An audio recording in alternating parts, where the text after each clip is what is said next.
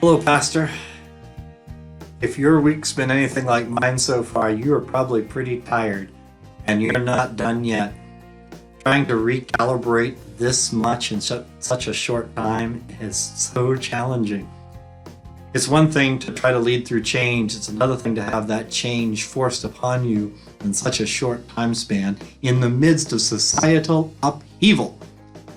So I want to just give you an idea, an encouragement, a thought today. And it comes from my own, perhaps I'm a little reckless or foolhardy, I don't know, but I've always loved to try to think outside the box and come up with new things. So this Sunday, we're going to do communion. What, you say? How can you do communion? Well, think of this as a marvelous opportunity for us to be able to help people understand the facts over the form. Many of us do communion in a pretty standard way. There's a way that you're kind of used to doing it. And while that's not a bad way, oftentimes it's not precisely biblical. And that the Bible doesn't lay out the way communion's supposed to be done, merely what communion means. And if you think about that first communion that Jesus had with his disciples, it bears almost no resemblance to most of what we would consider a communion service, with soft organ music playing and people bowing their heads and passing cups and little pieces of bread.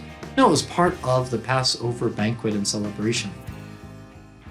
So now we can't pass cups and we can't have organ music as we all sit and stare at our shoes and wait for the pastor to quote the same stuff. So we can teach of what are the essentials of communion. How can we teach our people through video what communion means, why it's so important, and why even if we do it in each of our homes, using whatever we have on hand, that does not change the validity of remembering what Jesus did on the cross for us. Now, some of you you're done with this video. You are finished because, man, this is a step too far.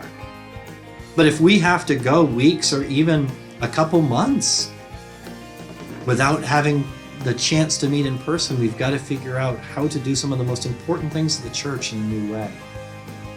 So if you'd like to watch, in the description, I am posting a link to the video I put out to our people to prepare for communion.